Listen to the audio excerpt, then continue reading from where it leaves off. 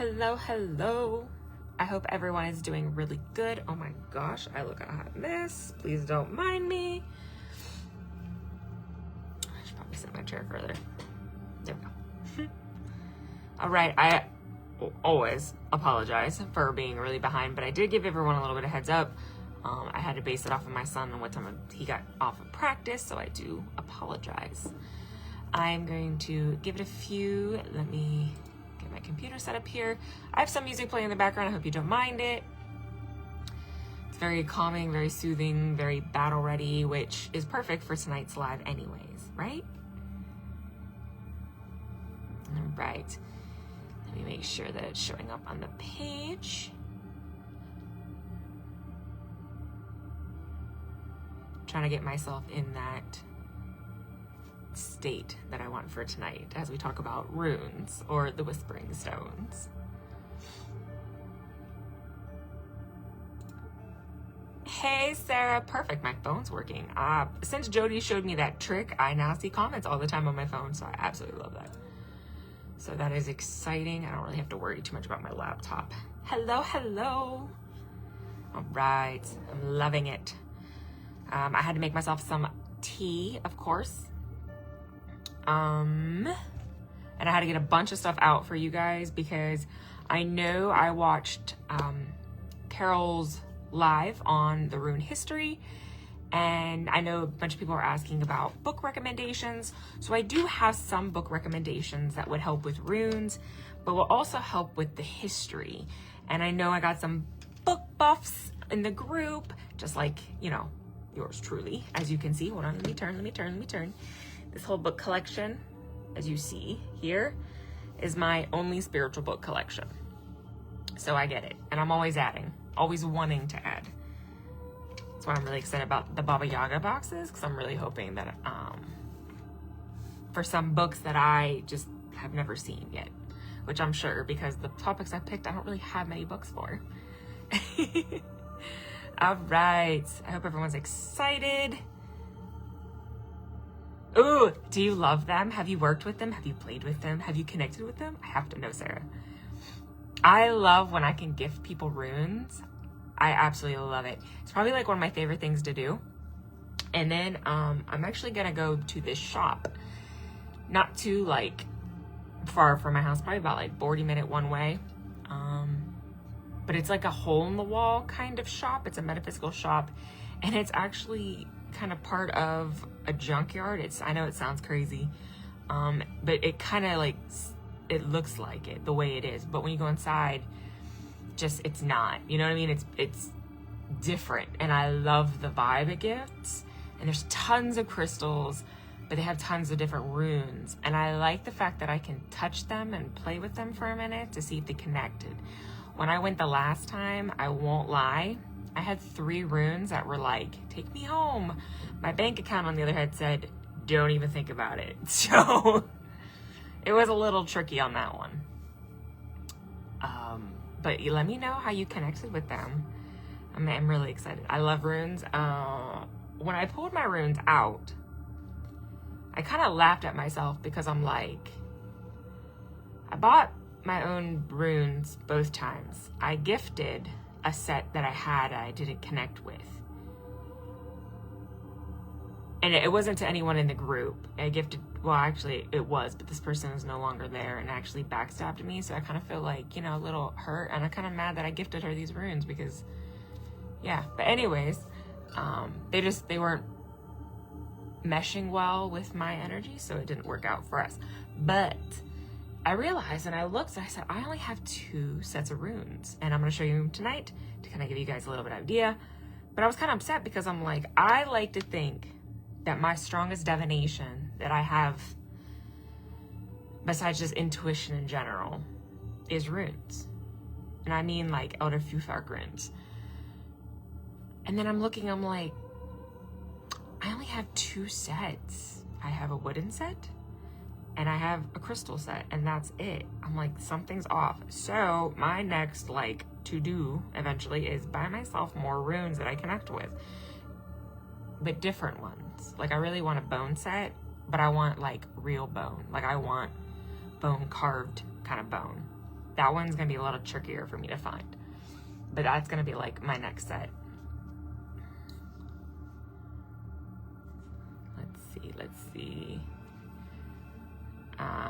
As for books, I'm always keeping an eye open for Siren book. I've never seen. I want to find some really old ones. Yes, and I'm the same way. I want like old occult, like old. But of course, the ones that are out there are the ones that are expensive because that's what people are selling them for. You said I've also been feeling them and playing with them on my altar, but I haven't done a reading with them yet. But yes, drag them everywhere with me. Perfect. I love that. Do you hate it when it happens? Yes, I do. Yes. Okay, I'm caught up. All right. So we're gonna break it down into different sessions. The first sessions we're gonna break and work with our Elder Futhark runes. Then we're gonna break further in. So every month we'll do for sure one live when it comes to the rune series. But I would like to, my hand is sticky. I would like to definitely, of course we're gonna do Elder Futhark because it's my favorite. And then we're gonna do Witches runes also. So don't worry, they're coming. They'll be a little bit down the road here. Then I was thinking of bringing into the Dragon runes, or some people like to call them the Draconic runes. Most people know them as Dragon runes because of each rune is a dragon of old, and each dragon has a very specific personality, and the personality is the rune. So that one I'm definitely saving for like winter, because that one is interesting even to me because I'm not an expert by any means. So I'm still not learning it, but I'm still trying to understand it. That one's taking me a little bit longer to grasp the meanings of. So I still have to reference paper on that one a little bit. And then the information on those runes is not information you're gonna find like online. It's by book and word of mouth. And I don't mean my book. I mean like when I bought the runes, it came with a handmade booklet. So it's different. It's not runes you can find. Just the runes themselves that I found them was by Oomph on Etsy. And I was like, maybe these are like fake. But I connect with them. I like using them, and I haven't had a bad self-reading from them, but I haven't read anyone else with them. But that's, again, way down the road. So the runes, we're going to do multiple types of runes. At least the ones I'm familiar with. If anyone else has any runes, style runes they want to do, I'm going to let them do it and kind of build on. But I know for sure we're going to do those three because I am the most familiar with those three. The runes did make appearance in my last meditation live because I couldn't resist. Like the one you just did? Because I'm going to have to go back. I haven't watched it yet. I'm so behind on my videos. I have to catch up.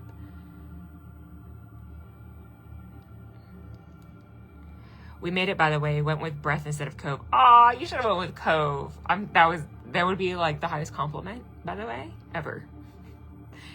Natasha says, I've seen Buffalo Bone on Etsy last year. I need an elder set. I only have witches runes. I have witches runes. I have 2 sets of witches runes. No. I lied. I have 1 set now. My dog ate the, what do they call that? I have the wood set that was made for me. What's that plastic stuff? My brain hurts. It's going to come to me. I promise.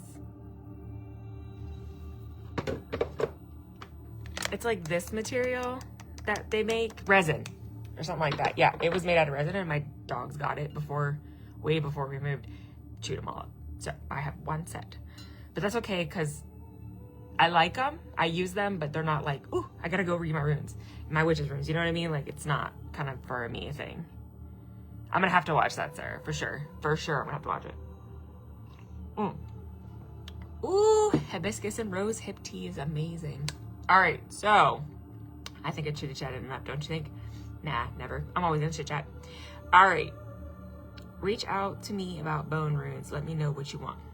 Why do you always like gotta be my go-to? Like, you just find everything that is so hard to find. Yep, that's it, guys. Resin. Yep, that's what it is.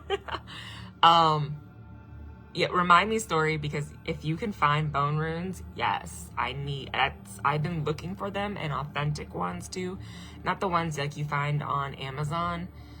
I mean, like, I want the different cuts of bone, all that stuff, you know what I mean? Like, I want the different lengths and stuff. That's the kind I want. And if I could make my own, I would, but I'm not a very good carver, because my luck, I'll carve my fingers before I carve. But then again, I mean, I would be able to anoint it with my own blood if I did cut my fingers. So I guess that would make sense, and it would probably work. I was gifted mermaid runes, haven't used them yet. Ooh, I've never used mermaid runes. I do know of them. There's angelic runes also, by the way. And I've heard there's demonic runes. Now, that one's a little different, because those are more like sigil-based. The demon sigil-based type of runes. I don't have any of those. I'm not familiar with them, which is surprising, because I work with demons a lot and in demonology, and I don't have a set because I don't really know how to use them. But definitely something I'm very interested in looking into if I can find the information. But I know for sure there's angelic runes out there. 100% I know that. My cousin makes them. Everyone knows when they see roadkill, let her know. She will pick it up. She's blessed with it. She will thank. Oh, yes. Yes. Yes. Please reach out to her. I would be very interested, 100%. Like, with no heads, I don't care how much it costs. I would 100% be interested, please. Like, yes. Okay, so, I have my notes so I don't get sidetracked, which, you know, I always do anyways. Runes. We're gonna talk about Thuthark. Now, Carol did do a nice live on the history of runes, where they came from, how they were set up.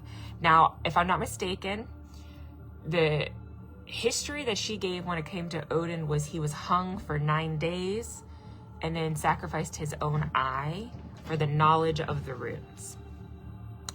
I've heard that same thing, but if you remember and you watched her live, she actually said also that is just one depiction of. So my depiction that I was told through my research, through my book history, and through what sticks, like when I think about it, which image comes to my mind the most that feels the most correct. So do I feel he was hung? No. I do I know in my depiction of he met with, let's go with this. The easiest way to say this. Picture Odin trying to look for like the eternal, well, he looked for the eternal tree, okay? And when he got to the eternal tree, there was a prophet or a saber or a seer, however you want to think, but a man, not a female, not like a vulva kind of style, but one who holds the most knowledge. And he spoke with this person or being. And this being said, I will only offer you this wisdom and knowledge if you give me a sacrifice. And Odin asks, what type of sacrifice do you want? And he says, something that you are growing very fond of, but something you can live without. Something that you don't need to survive with, but something that shows you falsified knowledge. So Odin, being Odin and very deep in thought, said, I will sacrifice my eye. And he took his blade and he cut out his own eye and offered it to him. This is the false sight. I don't need it. I have my other senses that can guide me to where I need to go. I have one good eye anyways. That was beneficial enough. It was kind of like, think of it like a riddle. Kind of like how Sphinx are with the riddles. Give me something that fits all those categories and I will give you the knowledge of the world. So that's what happened. And that's my depiction of him. So by giving him his eye, he granted Odin all this crazy information, but all this information by the form of the runes. And by the form of the runes, he was able to do divination, speak, grant knowledge, grant power, give strength to. I know Carol said about things having carvings on them, swords, anything like that, binding runes on necklaces, drawing them before battle on their faces to give them that strength, give them that power. Especially when berserkers needed it the most, right? That's my depiction of it. So I thought you guys would be very interested to see that there are multiple depictions, and there's going to be way more on that. But it all based off of the eternal tree, or the tree of life for them. My depiction just has another being present. So everyone always thinks Odin is the All-Father, the all-powerful being, correct? Like he is the top of the Norse, right? Deities. However, he got that information in my stories by someone else. So is there someone else there more powerful than Odin, the All-Father? Or was it like the Weird Sisters, where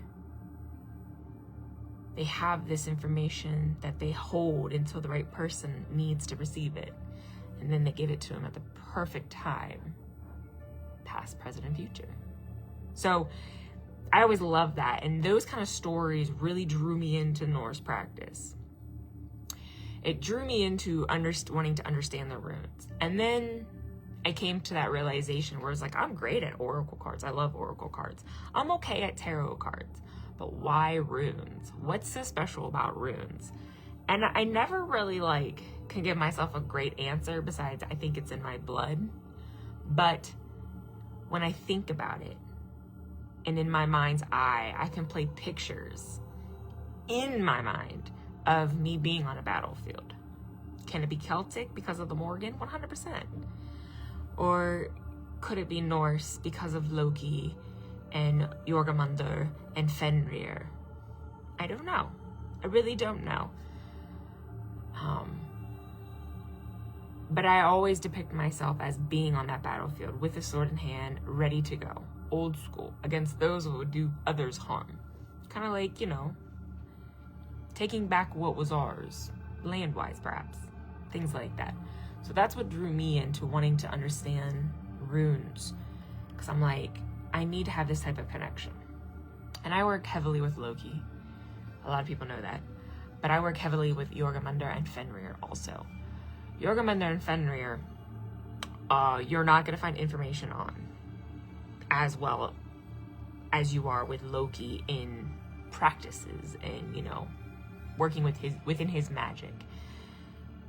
Jormungandr and Fenrir are mostly, which most Norse practitioners can agree, based off of your experience with them. What do you want to use them for based off of what they were part of in Ragnarok or just within their own realms?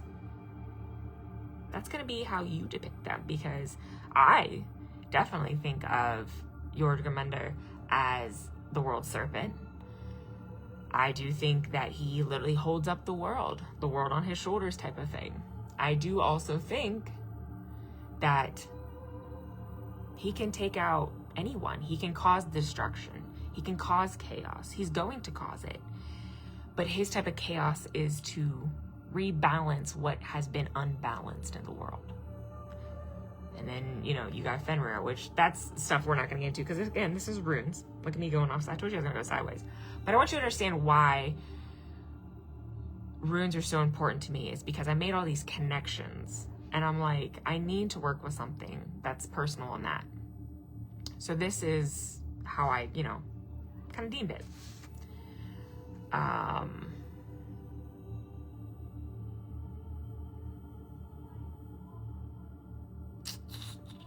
Okay, so before we get on to the runes themselves, like Fehu and Isa and Kanaz and torazas, before we get into all that, like understanding like how can we work with them, blah, blah, blah, I want you to understand like picking your own runes. So we're starting from the beginning, okay?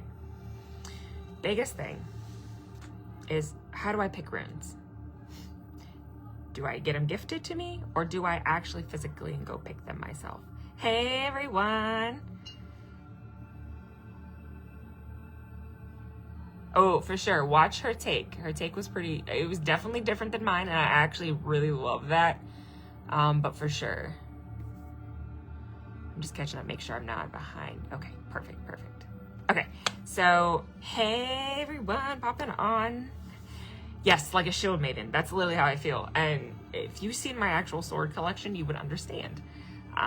Once I finish my living room and some of my dining room, I will actually take you on a little tour, and I'll show you my collection, because I'll actually be able to put them up in this house, which I'm really excited for, because it goes with the aesthetic of my dark Victorian rooms. Okay, so do you have to pick in person? No. Do you have to pick can you pick online? Yes. Which is easier? Which is better? I don't know. I like them both. I've done them both. So it really doesn't matter. Personally, though, you can take them and you can feel them, right? And this isn't actually my rune set. These are runes that, they were what they call singles at a Ren fair that I went to last year. And I just put my hand through and I grabbed 4 that I wanted, and these are the 4 rune stones that came to me. So of course, Isa, I always get the ice rune because my name literally means ice, so it only makes sense. Plus it's kind of like a shield wall. But, you know, Gabo also, Crossroads, no surprise there. Anyways, so just using an example. So if you hold them together, hot or cold, I always say that in a lot of my lives, but it's honestly what it is. Does it feel hot? Does it feel cold? I always like them to feel hot. So I'll hold them in my hand, and right or left, your choice. I know some people like to hold them in right. Some people like to hold it in the receiving and the expelling hand. It just kind of depends on yours. But hold them and see if they connect with you. See if they resonate with you. Close your mind down. Honestly, that's what it is. Close your mind. And what images do you get from them? What do you see when you're holding them? Do you see a road? Do you see water? Do you see the sky? What exactly do you see? Do you see trees? How do you feel? Do you feel calm? Do you feel upset? Do you feel unsure? Do you feel blank? Because that's the thing too. Do you just feel like there's nothing? You're not getting nothing in your mind's eye, nothing in your third eye, nothing. Then those runes, in that case, might definitely not be for you. Pick up another set. Hold them. Feel them. See how they resonate. That's what I love to do the most when it comes to that, right? Like Solilo, which is the Sun Rune. Woo! Woo! Woo! Woo! Woo! Is one of the ones that, you know, because I'm definitely a sun child, I love holding this rune. But like even now, as I'm holding just these 4, which by the way, these are bloodstone. They're bloodstones. Let's see if I can focus in. Damn glares. But they're bloodstone runes, which I know glare. And of course, bloodstone are very powerful for me. But I was trying to show you one that had the red in it. This one has the red in it. You see little specks now. See if I get out of the picture. Maybe it's zoned better for you. There you go. See that? So these are bloodstone. So obviously I knew I'm always gonna connect with bloodstone because I have so much bloodstone in my office. It's retarded. But that's like a good physical, right? But if you're buying online, that's not bad either. Because usually like a lot of people like the crystal ones. So you look up the crystal definition of that rune. You know, if you have clear quartz, what does clear quartz mean? Okay, it's an amplifier, it's a cleanser, it's an open road type of thing. I love it. Perfect. Sounds great. But then you want to go a little bit deeper, like maybe lapis runes. And then, you know, lapis obviously is the third eye. It is the intuition rune. It is the opening road. It is the unknown. It is the other realm portal. You know what I mean? Not lapis, I'm sorry. Labradorite. I did not mean to say lapis. I meant labradorite. So that has its own meaning. So, you know, or maybe you want a shield, black obsidian, jet, perfect. Go with one of those. You know what I mean? Just know what the meaning of what you're buying, and then be like, you know, I keep thinking about those labradorite, or that lapis, or those rose quartz, or that jade. You keep thinking and thinking and thinking about it, and go with your instinct. There's a reason why your body or your mind is pulling yourself to that or thinking about that. That's really what you want and need.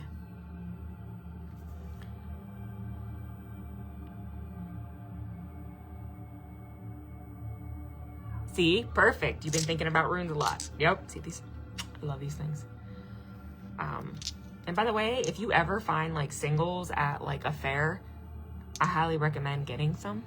There's a reason why they're singles, and they're meant to be little signals. Okay. Get them. Every year or every place I go, if I can find one or something, I will get them. Actually, that's not my only one. So there's these ones. And I actually just got one at that metaphysical shop I was telling you about, remember?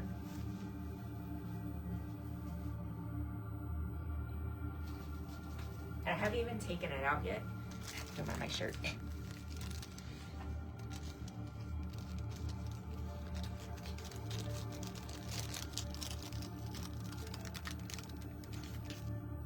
So this was all by itself in a little bag, okay? You ready? It's Iwaz, okay? So this is the death rune. All by itself, because, and I still have this sticker on it too. It was 50 cents, by the way. I don't know if you can see it. It was 50 cents. That's all it was for this little rune. But death rune, now why would I want a rune like this? Well, just like the Death Tarot card, to me, it means exactly the same. Rebirth. Something has to die for something to begin. So, you can get them singles too. So I'm gonna put this baby. And as you can see, I had it all the way on my bookshelf because when I see them, I find them, I collect them, and then I put them all together. Because you could do that. And they also help you learn them too by buying them singles. You can look up the definition, look up how to pronounce them, and then it just becomes like, you just remember it a lot better than if you're trying to learn them all at once. Crystal stays, amethyst, oh my gosh. Ooh, amethyst. That's the one stone I can't do. Well, that and rose quartz. Can't do it. I just can't do it. So think of that, okay? Now, moving on. So you got crystals. And, you know, I'm going to give you a list of popular crystals here. Amethyst enhances your tuition, helps with spiritual connection, okay? Now, these are like you buying the runes online or something like that, but just to kind of give you an idea. So you got that. Clear quartz, we already said, amplifies. It's a great road opener. It's a great clear slate. Promotes huge clarity. That's another thing too. My other favorite one, rose quartz. Opens the heart chakra, promotes love, compassion, and emotional healing. So if you're looking for something that is a little bit on the lighter side when it comes to rune readings, that maybe one of those three top ones for sure are very beneficial. So amethyst, clear quartz, or rose quartz. But then you can go into more of what I call like the passion rune stones, or I like to kind of join carnelian in with the warrior because of the color it is. It does for me, look bloody, which I really like. I like that, obviously. Sorry guys, I really like that. But it boosts courage, motivation, and creativity when it comes to carnelians, right? Then you got black tourmaline, which is a harder one, by the way, to carve. But it is a huge protection one, and it does repel any type of negativity or black energy or dark negative energy. Now, why is that so important? I need that one because of the other ones. I like black obsidian. I'm a huge black obsidian fan. I love jet. So I'm not going to go with black tourmaline, but they do have them nonetheless. But if I'm doing a shield or using some type of shield rune, those are the ones I'm going to use. I'm going to use mostly obsidian, and for sure jet. Then you have other ones that are amazing to have, by the way. Moss agate. It is very abundant, grounding, and stabilizing. You got green aventurine, which is huge for healing work. It's really good for luck, careers, promoting optimism as well. Bloodstone, one of my favorites, as you know. Strength, an actual huge healer, very grounding. Really good if you need to use hexes and spells with runes, by the way. Having a bloodstone on your setup that you're utilizing some type of power of any of that world, just saying, use a bloodstone rune. It's pretty powerful when it comes to hexing and cursing because it not only protects you, it strengthens your whole spell, pretty much, by like 1,000 times over. To me, Bloodstone's more powerful than clear quartz as an amplifier when it comes to utilizing the runes. So something a little pretty cool. Jade, of course, career, luck, what was the other thing? Prosperity. And everyone knows I love jade. I'm huge in jade. My favorite, Dragon's Blood. Do I need to say really too much on this one? Okay. Dragon's Blood, by definition, is joy, abundance, creativity. Dragon's Blood is my shield. It is my sword. It is my everything. Dragon's Blood to me is the dragon itself pushing the power through. It is Jormungandr. It is who it is, okay? If I have to utilize runes and I'm using my rune stones or I'm calling to through my rune, I'm not calling to Odin. Not personally, okay? I'm calling to one of my three, one of my Trinity, okay? And I don't mean Trinity as in Morgan and Lilith. I'm saying Loki and two of his sons. That's who I'm calling, right? Dragon's Blood will always be the one I use, okay? Then you have Lapis. That is a third eye awakening. It is a portal connection. It is a gateway. Now, a lot of people don't like Lapis because of the pyrite that's in it, and that's completely understandable. Then I highly recommend labradorite, which we already talked about what labradorite contributes. It is another portal, but Lapis is a huge portal. It is great for meditative work or is great for meditative connection where if you're utilizing the runes and you have to put yourself in a meditated state, Lapis runes are fantastic to utilize because it is going to pull you into that zone, that area that you need to be able to connect into the runes to pull the information out. Oh, no worries. But yeah, labradorite has that personal power, okay, which is really, amazing. Let me just catch up. I like the death rune. I know, me too. Ewaz is beautiful. Really, rose quartz? Yeah, I don't like rose quartz. Every time I'm gifted it, I actually do re-gift rose quartz because amethyst and rose quartz I cannot have in my house. There's only one room in this house that will have one of those two or both of them, and that is my daughter's room, where she seals off her room. So that's fine as long as she doesn't bring it to my house. Lapis is beautiful, and actually I have a lapis set. If you want me to show you right now, I can, because I could do that. This is actually my very first set of runes ever. But these are my lapis runes.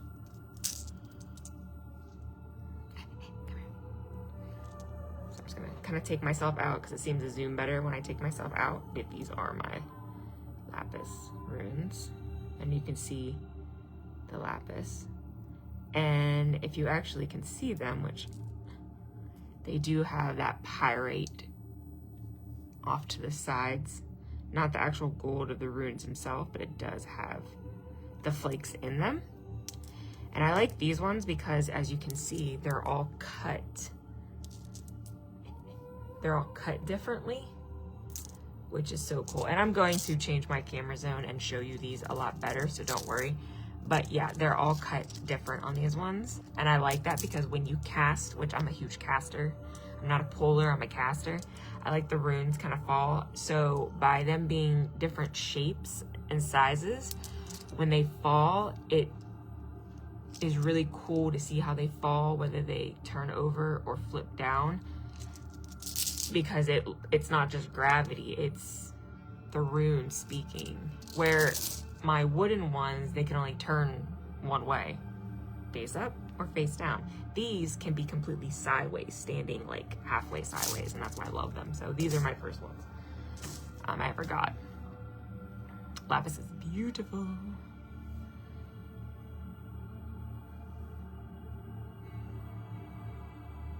Maddie loves labradorite. Yeah, I love, listen, labradorite is still one of my favorite top stones. That's one of the sets I have to still buy myself, but I haven't found the right set yet. As you know, I only have 2 sets, which is crazy because I like to think that I'm a huge rune person, so you think I would have so much more. Sarah Lee says, I have lapis set, dragon's blood set. Okay, why you gotta rub it in? Jeez, no, I'm just kidding. I'm just kidding. A hawthorn tree set, a moon set, a black tourmaline set, a willow set, and an iron set. Ooh, I don't have an iron set either. So, okay, so bone set and iron set are my next investments. You just keep giving me ideas. It's fine. It's fine. It's totally fine. But like, Sarah Lee kind of gave a huge kind of like depiction of the different types of runes you can have. You can have crystals, you can have bones, you can have wood, you can have metal, you can have leather, right? You can have just rocks. You can have so many different types of runes. They don't have to be store-bought or anything like that. You can go out, get a tree, carve, obviously, don't kill the tree, but a tree that's fallen all over and stuff, take care of the tree, cut it into pieces and utilize it, carve them and utilize it, It's amazing the different types of things you can, use. So going on to the wood thing, here's some different types of wood that go hand in hand with runes, okay? And then the connection you have. So everyone knows crystals. It's a witch thing. We know crystals. We love crystals. Crystals are awesome. But not a lot of people know wood and how they correlate with the runes themselves. Oh, by the way, Sarah Lee, since you're here, are you ready? I hope you're watching. I told you I was gonna buy it.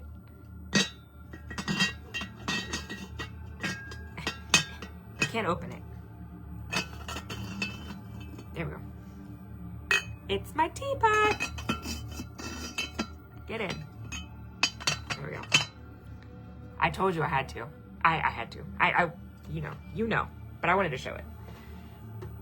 Temporarily sits in my office. Okay, so anything.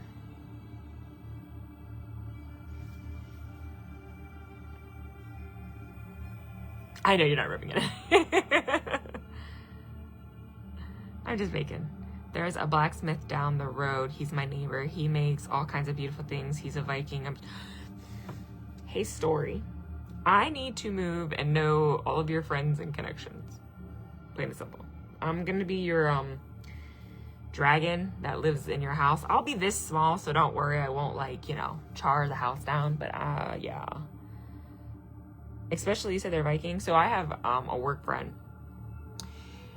He just came back to where I work. He transferred to a different place. I'm trying not to give too much away, but he transferred to a different place, and then he decided to come back after his divorce. And he is Viking. He is Viking. And he knows I'm a witch. So it is a joke at work that when we see each other, we don't even call each other our actual names.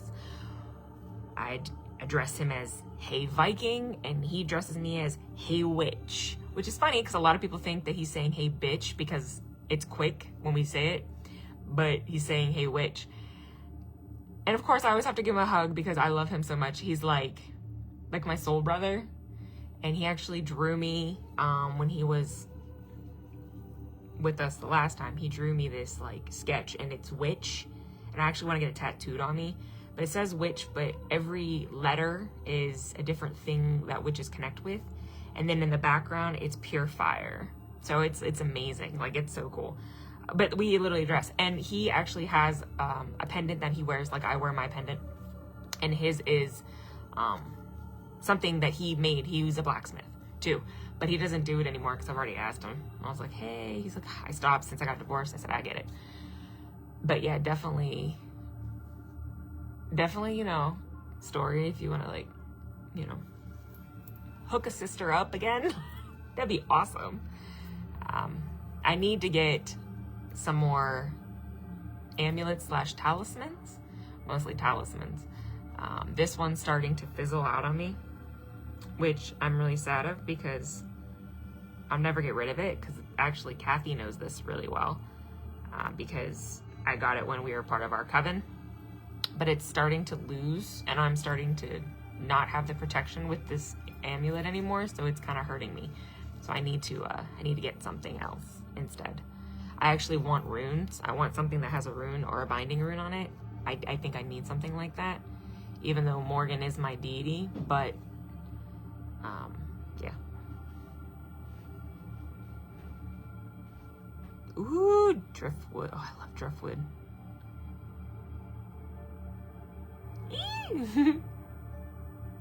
Right? See, Sarah Lee agrees, story. It really is. Bitch, witch. It's the same thing. But it's just funny because everyone looks at us like we're crazy, but we know. Like, we know.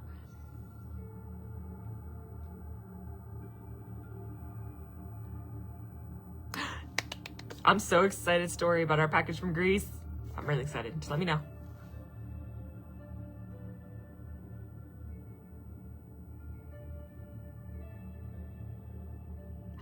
A binding rune and a bone, yes. So there is a couple people on Etsy I've been following, and they're pricey, which I don't care because I'll make payments. I don't give a shit.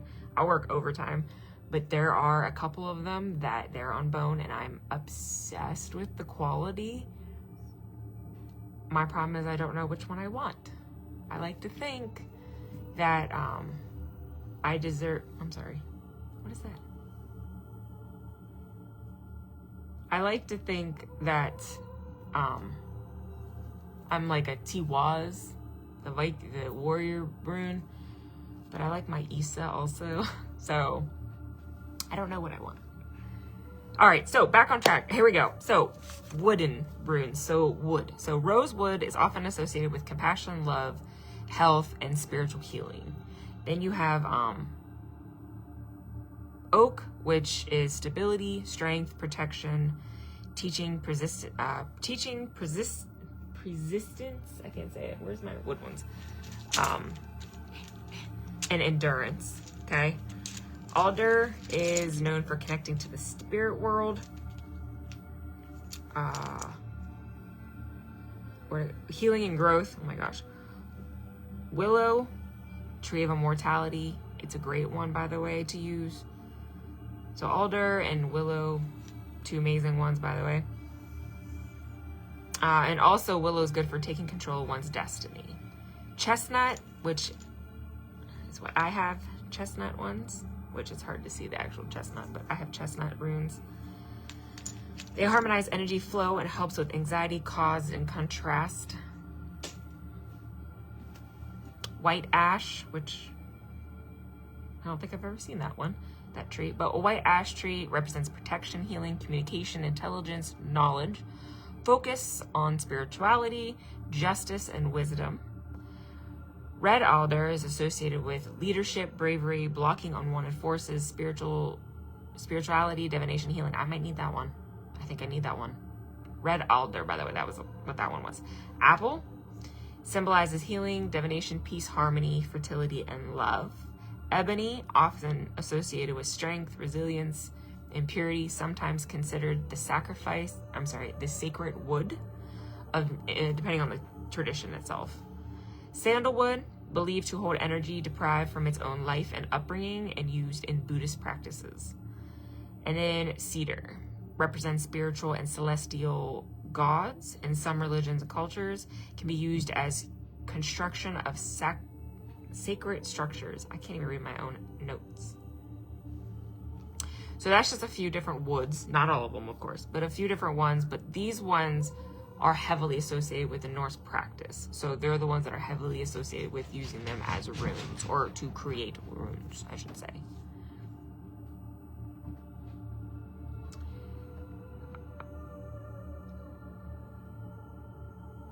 So are there any negative meanings for runes like in tarot? Yes. 100% there are. 100. Oh, look, Sarah Lee just answered. Yes, 100%. I look at them, which when we do the casting, you will see, which that's the next live. Maybe, we'll see. Yeah, probably. If they're upside down facing, I count it as a negative. If they're sideways facing, from like my view, it means it's off balance. So it's kind of like, you need to be careful, you need to watch. Then of course, if it's forward facing, 100% positive, it's awesome. So yes, I read them literally with a negative aspect, an unbalanced aspect, and a positive aspect. Right.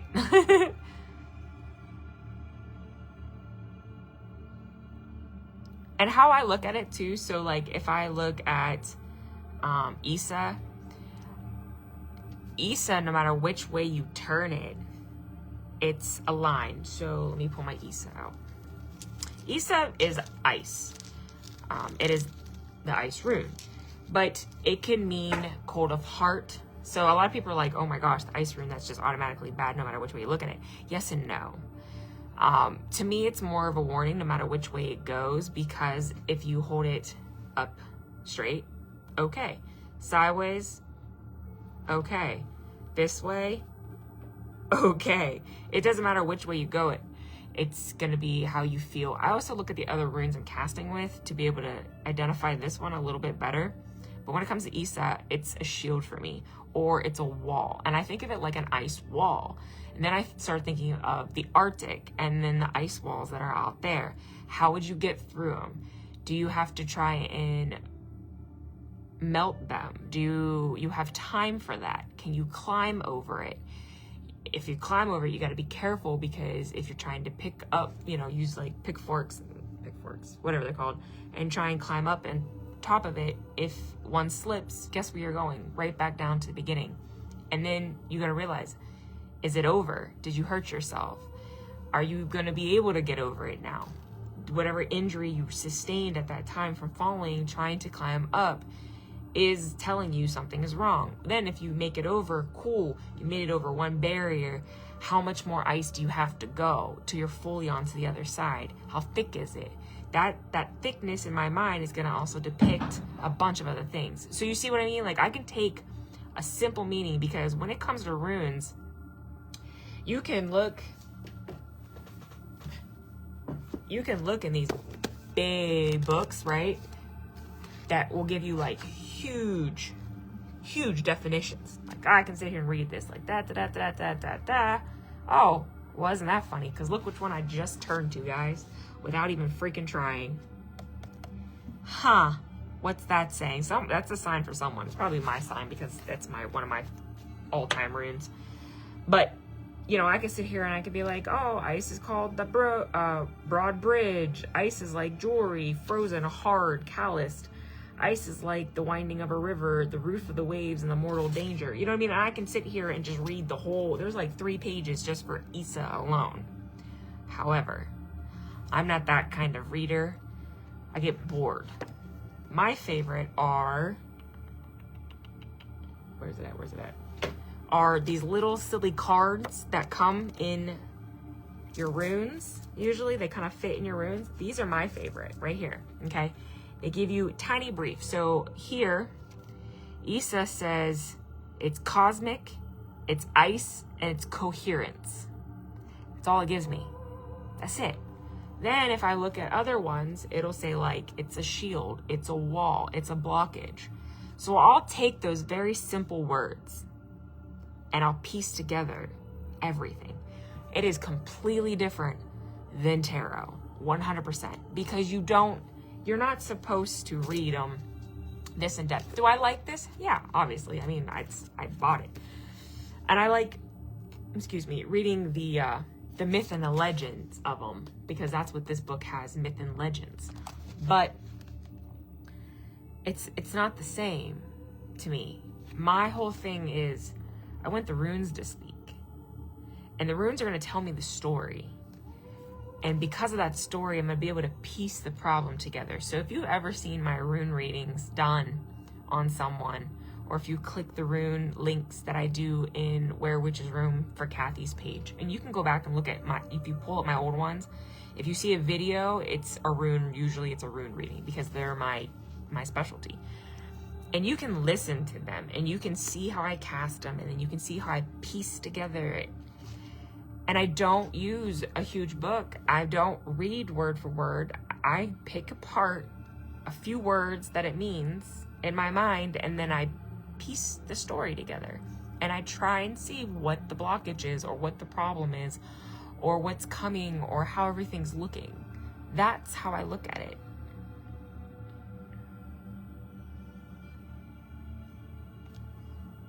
See, Sarah Lee agrees. The briefs are so helpful. It's honestly how I like it.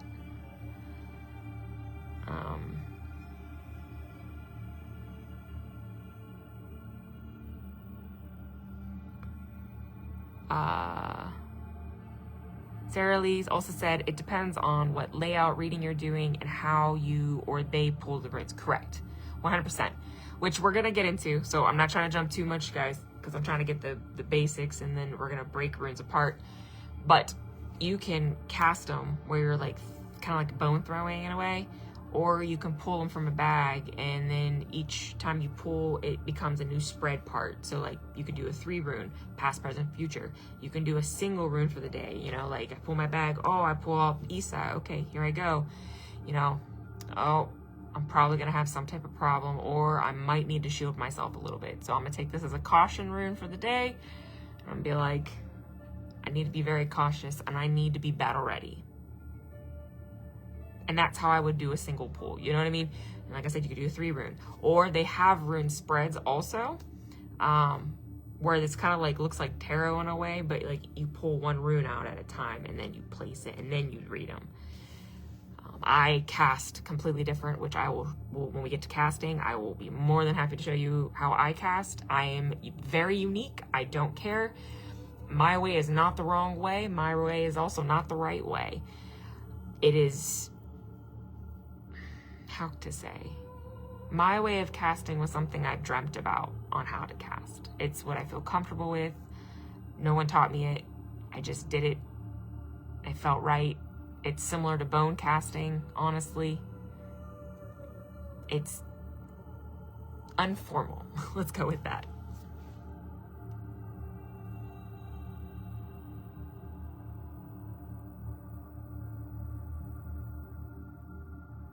The book you're holding was my first. This is mine too. It was my first rune book.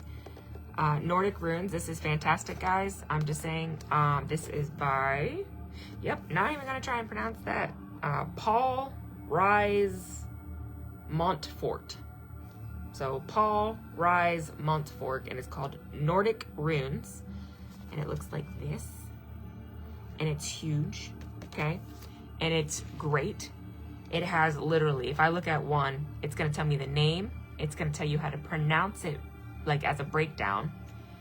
It's gonna give you simple terms, but then it's gonna give you rhymes and poems to it. It's gonna give you a type of visualization. So like, let me find one that one. Okay, Ewaz. Remember, Ewaz was that little one I showed you. I said it's the death rune. It's also known as the yew tree. So Y-E-W tree. The yew tree is the death tree, by the way, because it is a portal tree. It is the tree that people would go to connect with the dead, okay? If I'm, okay, now I'm just reading it here, somehow with my eyes. Correspondence is also of a bow, so strength, power, as in a bow and arrow. The Old English rune poem form it is, yew has rough bark without, but holds the flame within. Deeply rooted, it graces the land. The Norwegian rune poem is, "You is winter's greenest wood, it splinters when it burns." Icelandic rune poem says, "You is a taunt blow, a brittle iron and the arrow of Farbutio." I can't pronounce Icelandic, I'm not even gonna try. But the visualization is always what I love, and it's very simple. A twisted yew tree stands green and leafed, with a gaping hollow in its guarded trunk. Oh my gosh, I can't read today. Then its meaning is huge. Then over here, you're gonna see the myth and the legends of the Iwas, right? And it goes on and on to the next one. So there's like 3 whole pages of just about Iwas. So it's pretty good.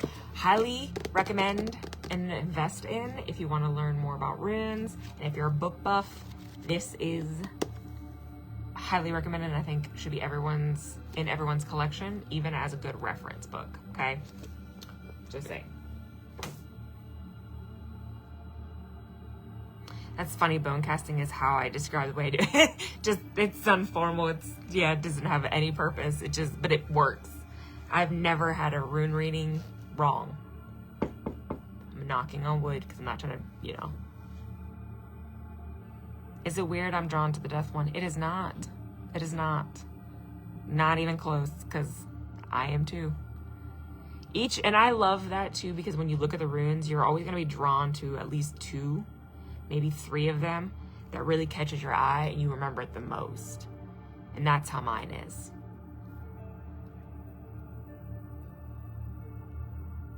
See, and yours came in a dream too. I love dreams, and I don't remember most dreams, but when I do remember them, I know there's a reason I remember them. Interesting, would love to see. Oh, you already know I'm gonna show it at some point. All right, so I'm all caught up with that. I already talked about all that. We talked about that. Okay, so different ways you can, things to utilize. So if you're doing a 1 pull, that's easy. You pull that 1 rune, right? If you're doing a 3 count or 3 spread, you don't have to use anything fancy underneath of it. But when I cast, I like to use things underneath of it. So, and again, I am very chaotic with my casting, and my stuff makes no sense. So if you watch a legit caster of runes, you're gonna see leather. You're gonna see all the runes on the outer circle, literally, like a barrier around it, okay? You're going to see symbols, Nordic symbols on it for protection for when casting, but it's gonna be leather. It's gonna be legit leather. It's mostly gonna be like white or grayish. It's gonna be a hide of some form. It's gonna be the backside of the hide. It's going to be leather. I don't have one of those. I'm also really poor and can't afford that stuff. So, my genius idea years ago was like, well, I have altar cloths. Is there any of them that I can utilize that has a circle? Well, there is.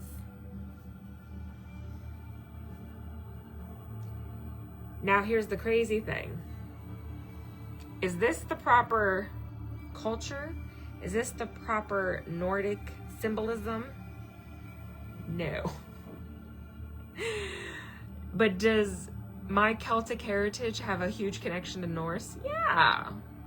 So I'm bringing the Trinity with me all day. So this is my casting cloth that I majority of the time use for my regular castings. Simple, Amazon. I got red because I love red and it reminds me of blood, and that's what I like.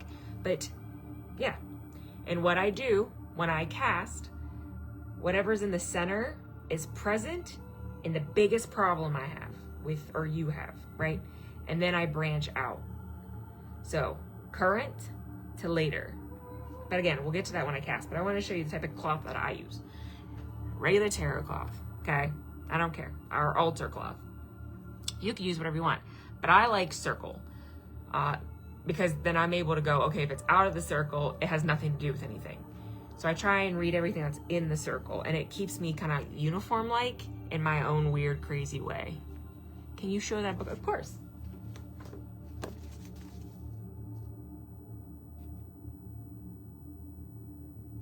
Okay. So that's the cloth I use for everything. Now you can get awesome, and you will see a lot of pelts being used. Okay. I have a rabbit pelt. I have a fox pelt over there too, but you can always turn it over and use the inside of it as well to cast with. But you want something that has cushion in a way, because you don't also want to break your runes, especially if you're using crystals. But you could use a pelt as well. This is my pelt that I utilize if I'm doing more in-depth rune readings. And I mean like in-depth, like I'm gonna need to get paid for this type of in-depth. Then I've seen some people use the wooden ones on, ooh, I don't want to blind you, on like a plate or a mirror kind. So there's always that too. It just really depends on what you want to use. There's no right or wrong with any of that. Celtic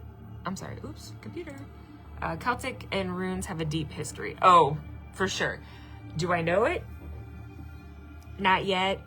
I still look at everything separately, but I know, obviously, because I do weird things like that, I'm like, dude, you know damn well that shit's connected in some way. But in my mind, I still haven't made those awesome connections yet. But after doing like my ancestry and stuff like that, and finding out that I'm huge Irish, but I do have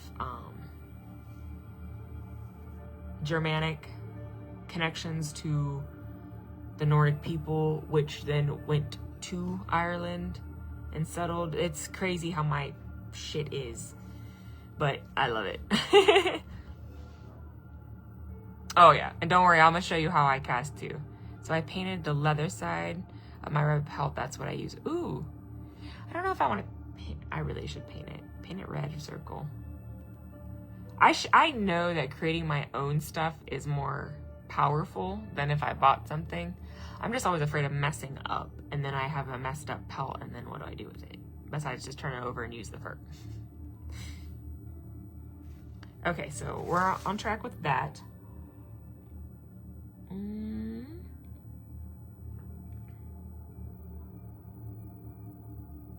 Okay. Don't mind me, I'm just making sure I'm not off track. Okay, so a couple other books that I wanted you to have available to you, because I know you like books, is working with runes is always good to work with the history of. So know what you're doing and know what you're working with. I have seen many witches, and I'm not accusing anyone here. Please don't take it the wrong way. But I've seen many witches use or try to use runes, but have no idea the backstory of the heritage, the culture, even what a Seder is, or a seer, or a vulva, who utilizes runes to help the Nordic people. If you don't know what a Seder is, you shouldn't be using runes, okay? Vulva is a little different because a vulva is the witch, but a Seder, that's powerful. A Seder is the oracle of the Nordic people. So if you didn't know what that is or understand what a Seder is, you should not be working with runes yet. Or at least your connection with them isn't going to be as strong yet until you understand about them. But this book gives you a little bit more. So this is Nork mythology. This is by Neil. And I'm not even going to try to pronounce last names because I'm horrible with last names. But as you can see, it's pretty big. The book is very thick. It's a good backstory. It gives you a lot of the history, a lot of the cultures of it. Talks about the deities as well, their connections with everything, the treasures of the gods, which runes are in there. This is really good too. So good for history. Okay. Then another one that's going to talk about the runes, and I think everyone should look into if you really want to jump into the Norse and stuff. This one is one of those ones that has a little bit of information about Jormungandr and Fenrir and Hel, but it also has a lot about the runes. It's fire, the way of fire and ice, okay? By Ryan Smith. So the way of fire and ice, it is Norse paganism, by Ryan Smith. Really good, like absolutely really good. You're gonna get a lot of information here, like a stupid amount. I've read this book so many times, but I love this book because they talk about runes simply, but it makes so much sense. So definitely check this one out. Good one too. And then this is my newest purchase because I was like, I need to know what this book is about. And I'm absolutely obsessed with it. So I'm going to show you a new book that I just invested in probably last month and have not officially read yet because I barely have time to go pee. But it is called Runes for the Green Witch. But it's not just a green witch.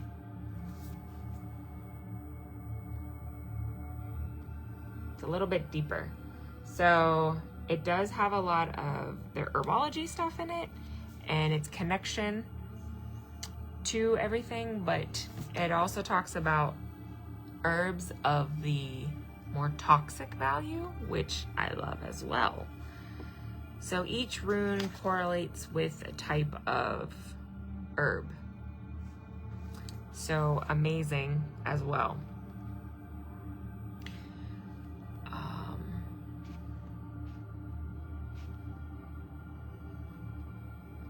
They even talk about teas, baths, mixtures, just so much stuff. Obsessed. You need it. If you are really into runes, this is a need. Runes for the Green Witch, okay? An Herbal Grimoire by Nicolette, and then it's M-I-E-L-E. Nicolette, and then M-I-E-L-E. Obsessed. You need it, okay? Absolutely need it. Let me move these books my way. All right, so then, if you need a little bit more guide and you don't really want the runes, but you want to understand it a little bit, or you need another way to help you learn them without using the runes, because some people are just better with like, using cards. And I know Carol showed you guys cards last time. So I have two of my own that I have and use and love. So these, my daughter bought for me because she knows I'm obsessed. But they're called Rune Tarot, but they're not actually tarot. They're cheat sheets, which I absolutely love. So like this one, Rodeo, right? Means wagon. And then they say that it symbolizes travel, rhythm, spontaneity, evolution, and decisions. Brief, to the point, all you need to know. So you can do a spread even with these, right? Like Tiwaz, of course, which is the rune of Tyr. But it symbolizes masculinity, justice, leadership, logic. This is one of the runes that I'm debating. This one and Issa are my two runes, which if I bind them, it just fits right here with Issa, so it's really hard. I might as well just get this one. This is one of the runes I want for my talisman. Anyways, but they're really good cheat sheets, is what they are. And they have them all. The only thing is that they don't tell you how to pronounce them on these ones. So just to kind of give you an idea. But they're really cool, they're easy to hold in your hands, and they're great for cheat sheets. They're also great for helping you memorize and learn them. But they're called Rune Tarot. Okay, I know you guys are saying it backwards, but it's Rune Tarot. And these are, I believe she bought these as a knockoff, which on Temu probably, which I don't care because they're absolutely perfect for what I need them with, or need them for, I mean. Okay, so just to kind of give you guys a little heads up on that. Then they also come with these really cool things, so it gives you a little basics on how to cast them. but it also gives you the different types of castings you can do. So 3 card spread, casting 5, or even the 9. And then it tells you like little bits about them. So it's pretty cool. Definitely worth it. These are the Rune Tarot. Just so you guys know that these would be helpful as we go with our series here, which I'll reference these two. I don't have them in order for the ones I'm going to talk about tonight, but just to kind of give you an idea. Then you have these babies. So this is the Viking Oracle. This is it. This is the guidebook for it. The guidebook is very brief, which I really appreciate but they have the deities in here. They have a couple other things in here as well, like the Norns, which is the Weird Sisters, which is the Trinity Sisters, which is the past, present, and future, like right here, right? But this would be like the blank rune, because that's what the rune actually is. But let me get to them.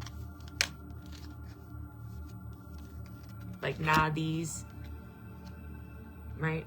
Gives you the rune. It doesn't give you like a breakdown, but it's really good for like if you need to figure out what you're looking at, because the picture gives you a nice depiction of it, knowledge, things like that.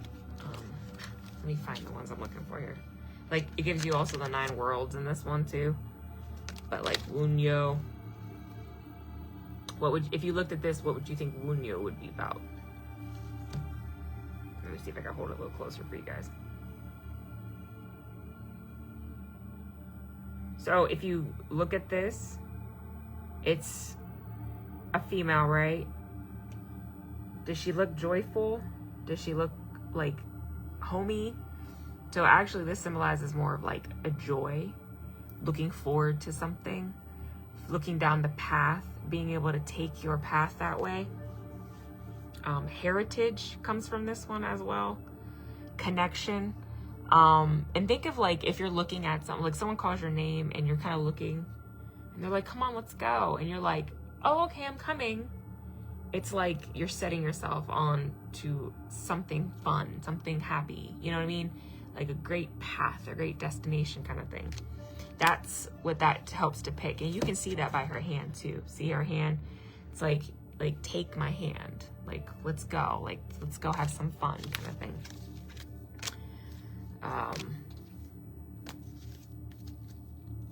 Like here's another one. If you looked at Manaz, what would you think Manaz represents? Well, in this one, it's pretty easy because Manaz represents man, literally. So berserker, man. What type of energy does a man give off? Union. This also is kind of like a union type of rune. Powerful, dedicated. The backbone, a shield, or the sword. A lot of people say that the female in a relationship is a shield for the man, because she'll protect him. But who's going to actually make the kill? It's going to be the man. We're going ancient times, guys. Just bear with me. I know things are different nowadays, but bear with me on this one. So that's how this one, I would break into my head. Like, okay, it's the sword, but it's also the shield, but it's the sword. It's the one that's going to protect everyone around you. So if I'm pulling it in a rune, I'm looking at Manaz, and if I'm looking across, I'm looking literally at a wall, but it's how I visualize every rune. And I'm able to depict it as like the stronghold, the safe spot, the power, the protector, that masculine energy. And that's what I would get from Manaz. Just to kind of give you a little idea. So these are great too, like I said, but they don't give you the actual definitions on here. They do give them in here, but it's really great to use them as oracle cards too. So I highly recommend them. They're a lot of fun. I love them. I use them frequently, mostly on my husband, because he's my berserker. I don't care what anyone says. He's my berserker. Make it caught up.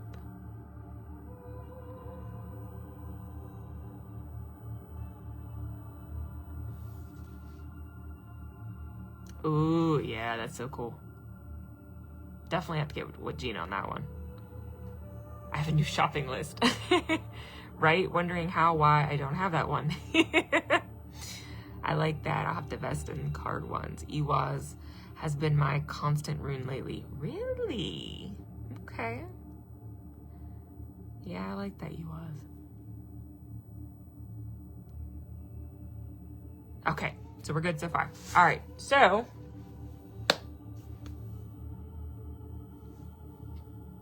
oh, does it matter what you carry your runes in?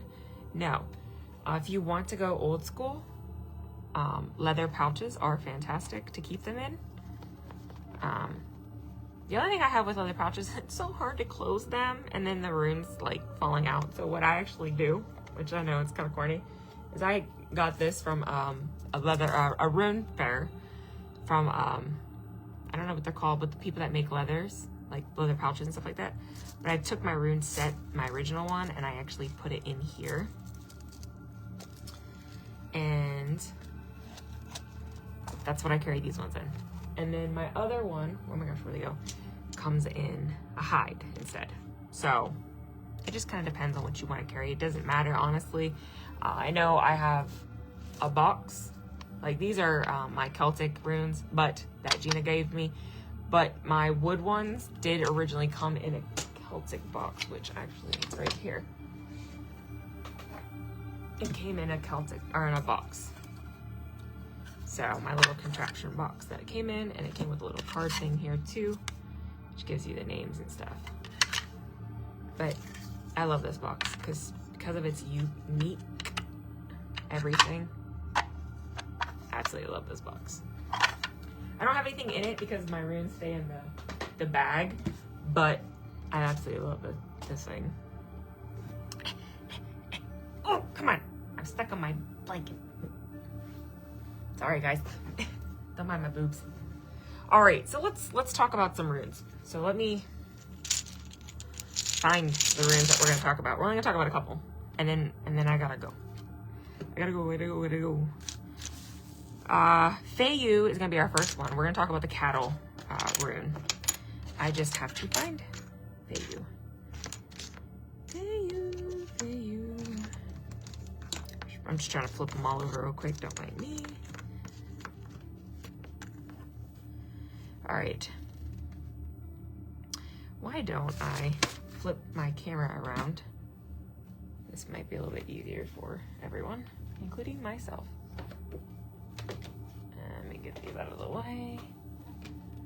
Bear with me, everyone, as I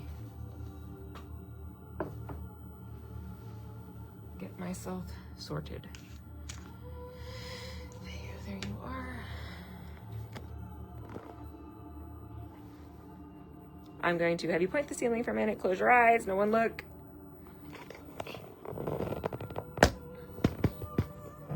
And then I'm going to get that out of the way. That doesn't need to be there.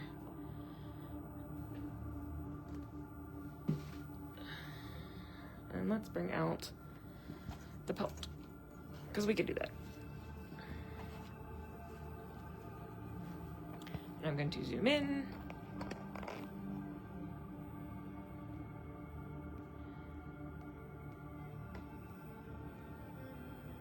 There we go. Can everyone see that now? Okay. So now we're looking at Feyu. This is going to be our first one. All right. So Feyu is just like I said, it's Feyu. It is the cattle rune, or I guess you could say like livestock in a form, but it's wealth, 100% wealth. And now how I always look at this one, because it's pretty cool how to say it, or how I think of it, but I think of cattle. How much does cattle cost? Costs a lot. How much does it cost to have cattle? A lot. Now, back in the day, if you had a cattle ranch in any shape or form, or a cattle farm, however you want to depict it, you had money. Even though everyone knows that people that have cattle don't have like a bazillion dollars and they kind of live like season to season, but I always look at it like they have money, because cattle cost so much money. So I'm finding the card for it right now as we speak. I should have had these already pulled out. I do 100% apologize. But how you pronounce it is Fei Hu. Or, as I like to say, Fei Yu. Because of the U. But it's Fei Hu, technically. Come on, not that, guys.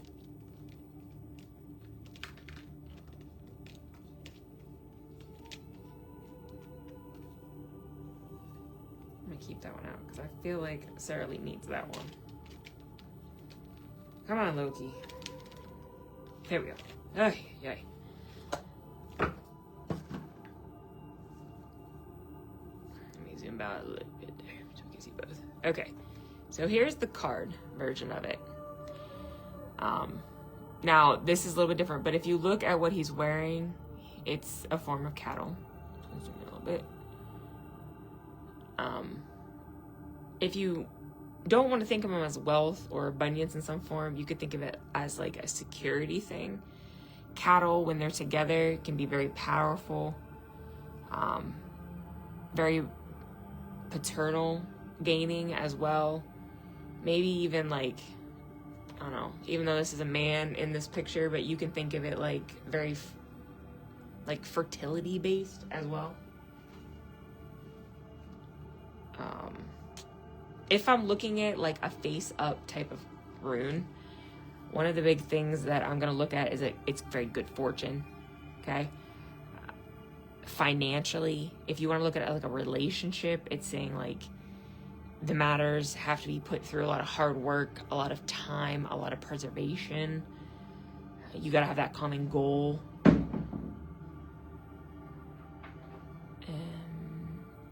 Trying to think in my mind how I want to say the negative. The negative would be like it's face down, but it can indicate some type of loss coming. Huge financial burden also. I highly recommend, if this one's like flipped upside down, to stay very vigilant, very cautious of your money, of your relationships, of the materialistic things. This is definitely a materialistic type of rune, for sure. Okay. Let me find my next one. We're gonna go with Urus. So where are you? Oh, it's because I was looking at it upside down like a freaking idiot. Okay. So that one, we went through that one. So this is Urus. So Urus is also, oh, by the way, Feu is F in letter form. This one is U in letter form, even though it looks like an N. If you flip it upside down, it looks like a U. But Urus is the U. This is Wild Ox, or as I like to say, just ox. Now, y'all know what an ox is, right? Y'all know how powerful. I'm looking for the card too, so don't mind me. If you hear me shuffling cards here. Oh, that was quick. I found it. That never happens. How quickly I find things. So, wild ox. Think of it like good fortune. Think of it like a life force or a period of time. I would also highly recommend looking at like a manifestation, courage, strength. Now, if I'm looking at the card of it, easiest way is tree, branch, strong, stabilized. Okay? Luck or freedom or life force. So we all know that like life force, we always say we'll make a potion for immortality, right? So if you look here, she has potions chilling right here, which go hand in hand with life force, or a type of potion to sustain your life for a long period of time, or healing potions that can help with your life force. Bring good luck, bring health your way. But this is definitely a wild ox card. Now, how I like to look at it, because Remember, I like to take the brief meaning of things, and I'm going to look at that whole ox thing, and I'm going to say strong power, huge power, very chaotic and wild power, though, okay? And then when I look at an ox, I think of what type of things it can be pushed through. Can it sustain itself on the grassy plains, or can it sustain itself in a fight? And then that's when that, you know, that strength and that courage comes out. But also think of untamed potential, okay? Inner strength, maybe.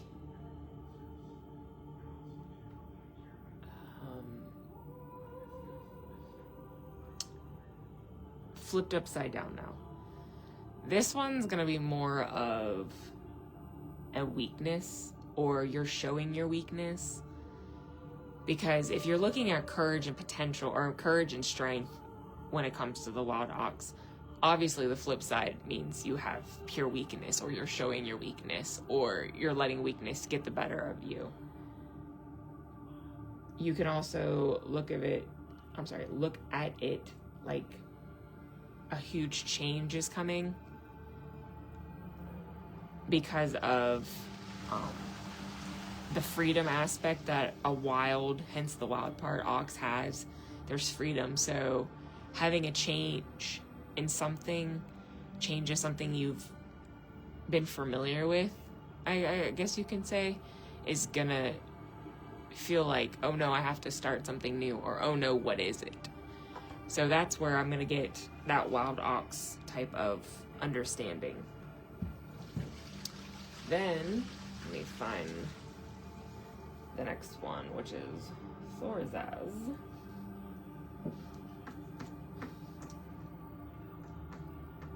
Oh, come on. It's like a half P with an extra line.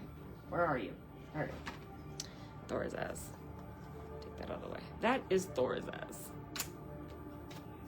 Okay, so Thorazaz is one of my favorites also. It is thorn. So it literally means thorn. And the letters that it creates is the TH letters. Pronunciation, Thor, E, Zaz. Thorazaz. Okay? Thorn, I always look at it like a rose with thorns. And what happens when you have a rose with thorns? You get pricked. Now, are the thorns being protective? Or are they being that shield? Or are they being that sword? That's something you have to decide. How do you feel when you look at this? Does it feel prickly? Oh gosh, I thought I'd never find it. Ow! No! Don't drop them all. I just dropped them all. Oh, we're good. We didn't die. Okay, so here we go. So, I'm gonna bring it up so you can see it a little bit closer. So, even though, like I said, this means thorn, because you can kind of see, it looks like a thorn, like it would be on a rose bush. So, easy way to remember that. It looks like a thorn. This depiction shows a little bit different. This shows more of what the meaning is. So the meaning of a thorn, by its definition of the book and stuff, is defensive force, very disruptive, conflict, disruption, a form of reaction.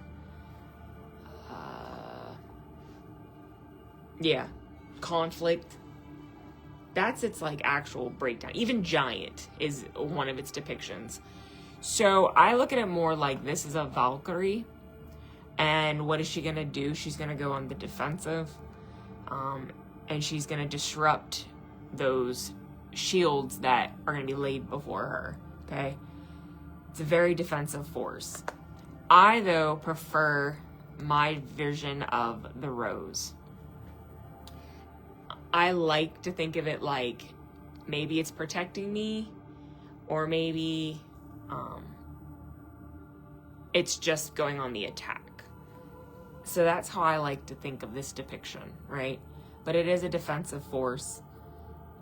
When I do a rune reading and this comes up, this is my, hey, you need to really look at what's around you, because you might have someone that's going to do something to you that you have to find a way to protect yourself.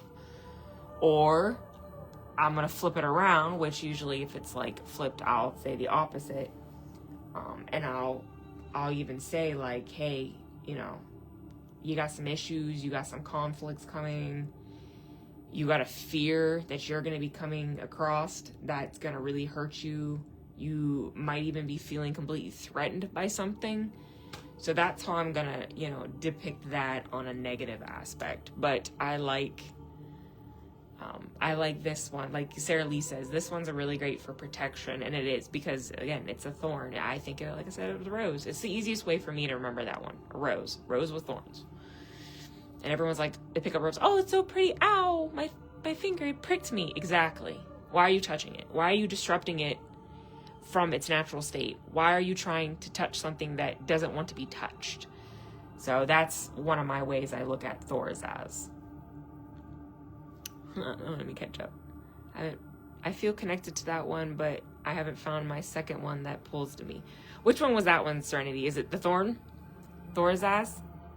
But like, I love Sarah Lee's 100% right. It is a huge protection one. All right, the next one we're gonna work on is Anaz, or Anuz, as people like to say. So let me look for my Anuz. Come on.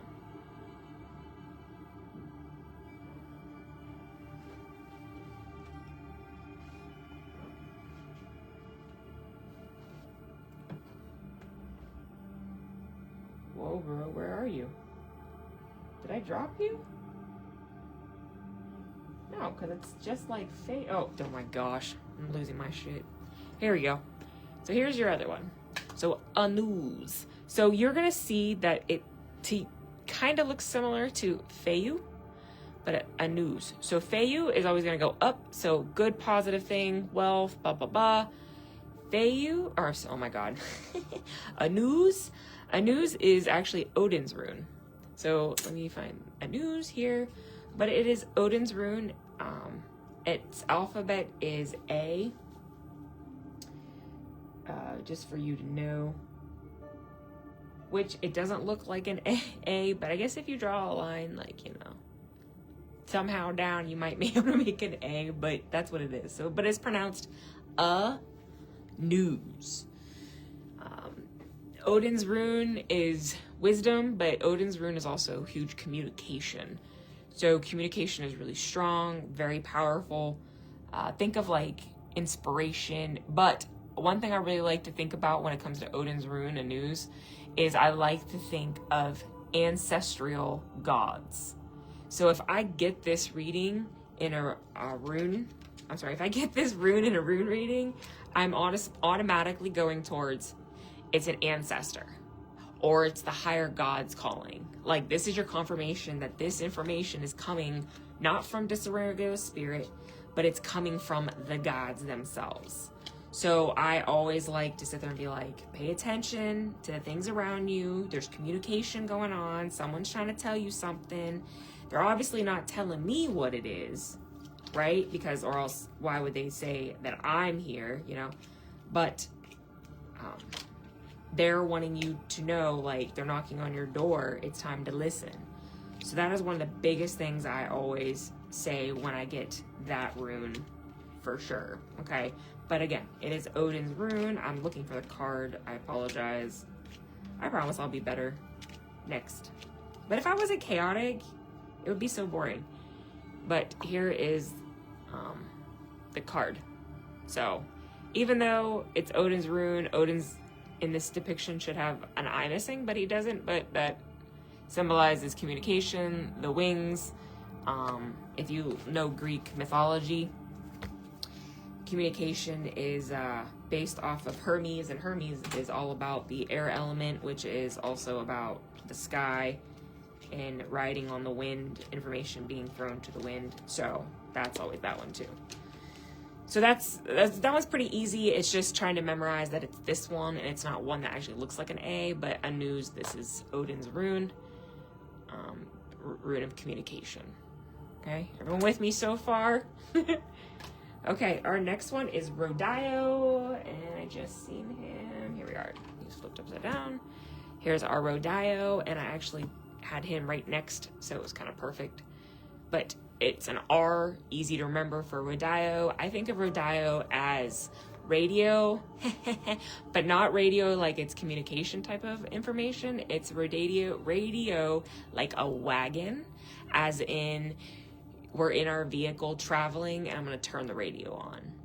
So radio in this case represents wagon, which then represents traveling by land itself. And you see how I said in a car, turning on the radio in a car, because you're driving, not flying anywhere, not on a boat, but you're actually traveling by land.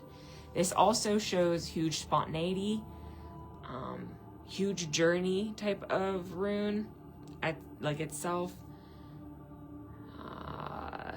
Trying to think, evolution even, if you want to really think of it, but it's huge by land. So, and I know it sounds like really weird, but if you want to look at it like you're reading it within a rune, think of it like you're taking advantage of an opportunity that's going to come your way by traveling to this area or going to see something. But if you see it flipped upside down, it could even go against someone else's wishes.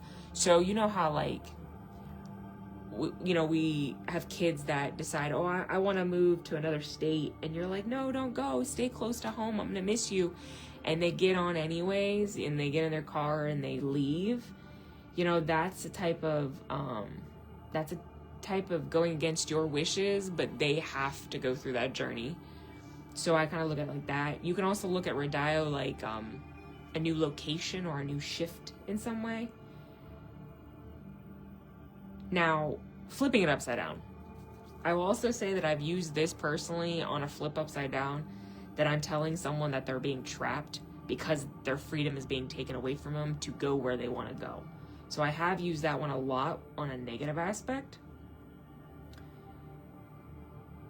Yeah, that's pretty much the biggest thing I use on that one.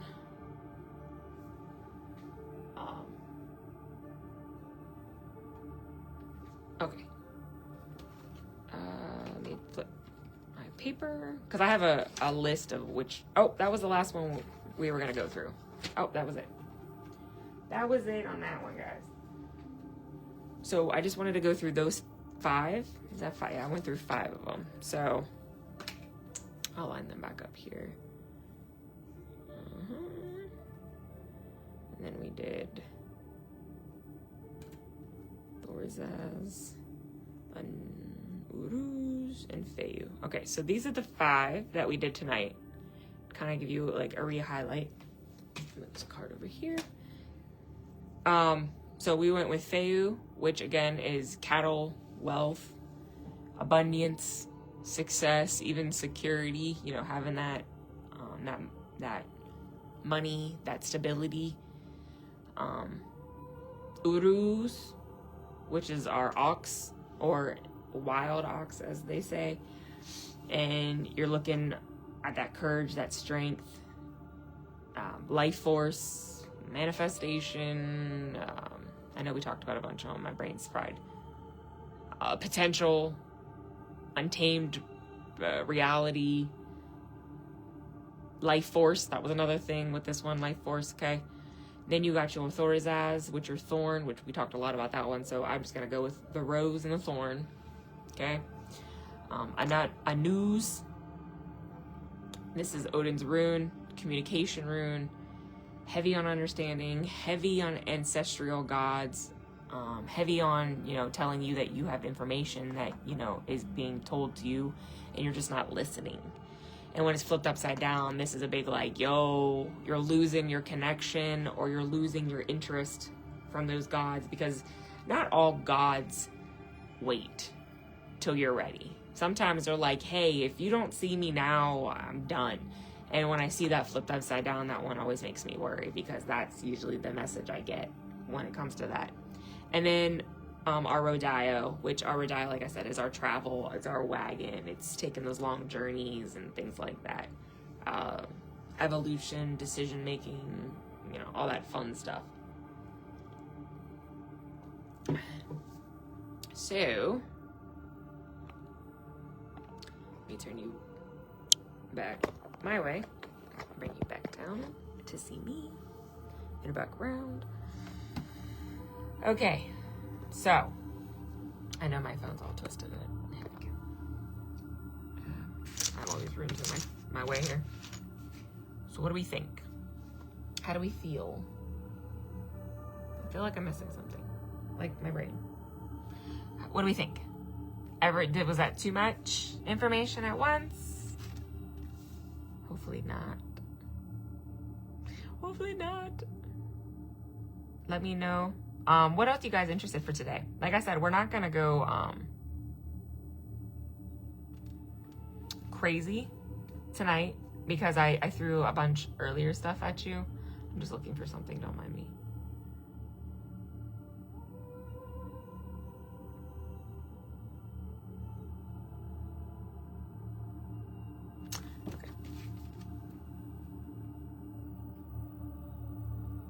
What else do you guys want to know for tonight based off of the runes we went over, or any other questions about just runes? Now, I know you like want the casting and stuff like that. We're getting to it, I promise. But little baby steps. Because runes and understanding the runes, you have to know what you're looking at, right?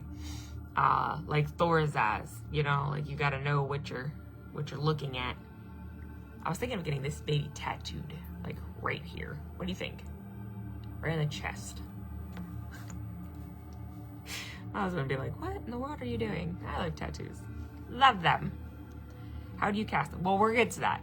It's too early to do that because I want us to understand the runes, and there's a lot of runes.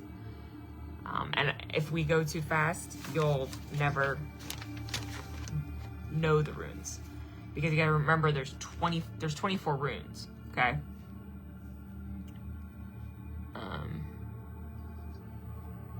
I like the information. I'm just trying to mentally prepare myself for tomorrow.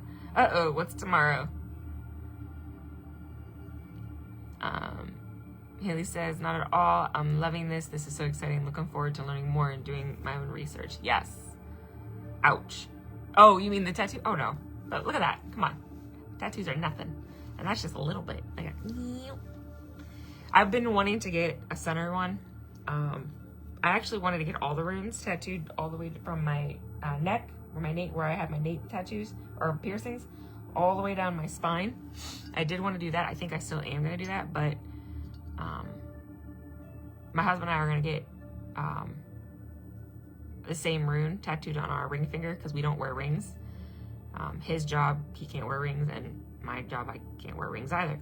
So we were going to get tattoos of one of the runes that we connect the most with, which I'm not really sure which one we really want. I want Thorazaz, of course, but I think he might want something else. I don't remember which one he wanted though. He picked a different one, which I was really blown away because it wasn't something I would think he would want, but you know. Nah, I like pain. So the next live, we'll finish up the runes and the understanding of them. We'll even talk about the blank rune also, which, I'm sorry, Carol actually, when she talked in her live, she tossed the blank rune out every time it came up to her, and she didn't realize that the blank rune has meaning, and the blank rune has a lot of meaning. Blank rune, you'll hear me talk about consistently. It is one of my favorites because it is blank, and I get to tell it how I want to. Hold on. I'm so sorry. So it is one of my favorites, which I know you guys will love, which you already heard me talk to about how it is depicted as the Weird Sisters or the Ward Sisters, which is the Trinity, which is the Fates in some cultures, which is the past, present, and future. Kind of like those three sisters. One has the eye and they pass the aisle. It's kind of like that. But they're also known as the Norns in Norse practice. They're very powerful. They're actually the ones in my personal opinion, that are more powerful than Odin themselves. And it's because they control someone's fate. Ah, I got you. That's really cool. Oh. Aw, sorry. I have loved that, and I thought that the blank rune was for Odin, so I was a bit thrown off by the other. But hey, knowledge, love a good book. Or God books.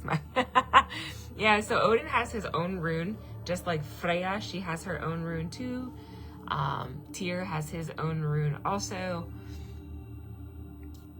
So the blank rune is not Odin's at all. It's a whole different meaning. A lot of people like to think, which is completely fine, to think that it is Odin's rune, but it's actually not. It's the fates. The scary ones too. I always depict them as old hags in my mind because of the Greek persona, but nah. I look at them more like the maid, mother, and crone. Past, present, and future. All right, so I'm going to end tonight on this note. If anyone has any questions, please don't hesitate. Again, this is a series, so it's not gonna be like real quick through everything, because I want you guys to retain it. And that's why I'm bringing out the cards, so that way you guys can kind of like see the cards and how different they are in some aspects, but at the same time, try and find ways to kind of memorize the runes. Now, there's nothing wrong with using this little tiny card that kind of gives you like a little itty bitty bit of information, which is so hard for me to read because I'm so blind without my glasses anymore. And it's no problem to have something like that. And then, like I said, they have a million other little extra references, so definitely use that. I can't wait to tell my husband he's wrong. Ooh! Ooh! Don't tell him he's wrong, because everyone can believe what they want, but it is not. It's not Odin's rune. But I know he works in Norse too, so I mean, if he feels that rune strongly to Odin, there's absolutely nothing wrong with that. Nothing at all. I just like, I like the Maiden, Mother, and Root Crone. And actually, let's see what this book says. Because I just know it a little bit. Let's see.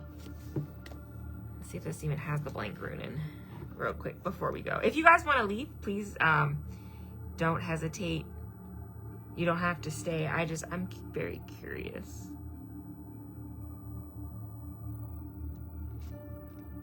What they say about it.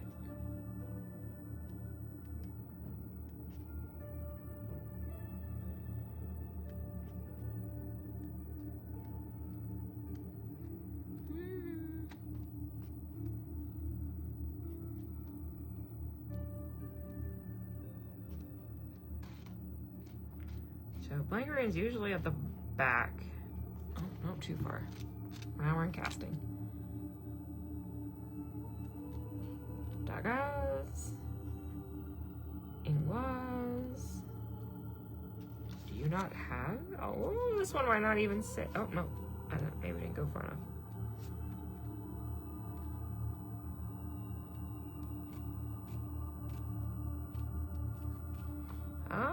This one doesn't even have.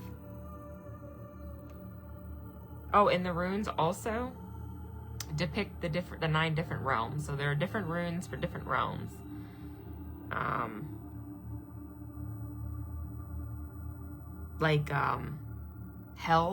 Hell's domain is actually Feyu's rune. Forgot to say that. That was my bad. And like Asgard is Tyr's rune, which is oh my gosh, Tiwaz. Holy shit, Tiwaz. That's Isengard or Isengard. Asgard. Isengard. Oh my gosh. Lord of the Rings. Hello. So this one does not actually say the blank rune in it. This one doesn't actually say the blank rune, which you're gonna get because some people don't like the blank rune and they don't utilize it as such. But it's out there. The information's out there. All right, guys, let's see. I'm so glad you guys had fun.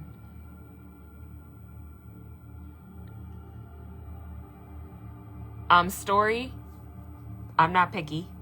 I'm not picky at all, just not crazy big. That's all. And I'm not picky, but I love, like, you know, coyotes and foxes and wolves, predatory type of animals, if that helps a little bit. Any type of predatory. Nah, I need distraction. Aw, don't just, aw, I love you. Yeah, different realms. I can't believe I forgot about that. But yeah, Feyyu is Hell's realm. Isn't that different? Which, because I can. I know it's in here. Because I learned all of it from here. Okay. All right, so Hell's realm uses Feyyu, which is the abundance. So, I'm reading word for word, so, okay, because it's easiest if I just read it from here. So, Feyyu and Hell finally appeared at the root of the whole cycle.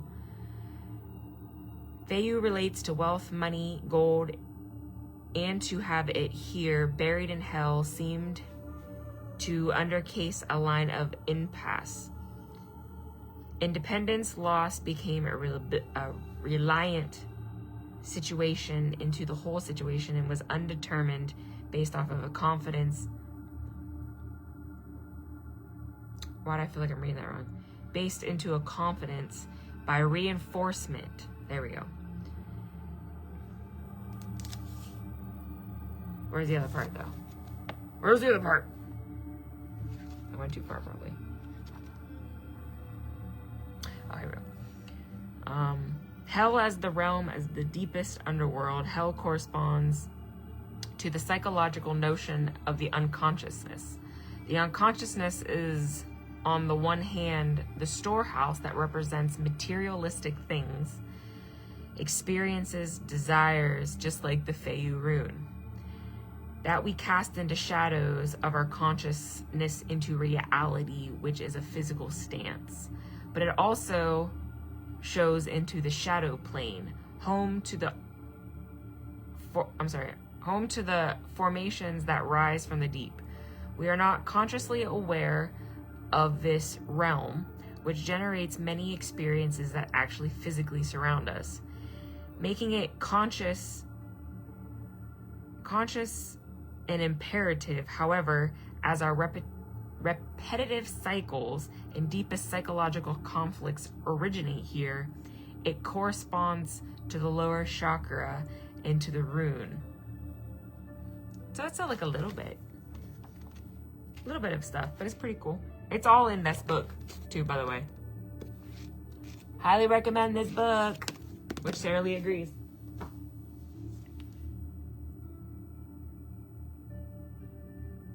Okay, so let me hop off here. It is 11:37 here, and my son has a tournament for football tomorrow, 7 teams versus 7 teams.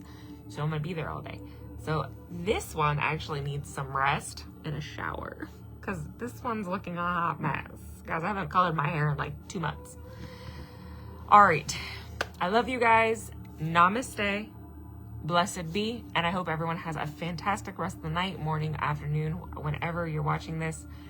And I will see you guys very soon to talk about the remaining runes that we did not talk about. So the other 19 runes that we did not talk about. So I can't wait to see you guys there.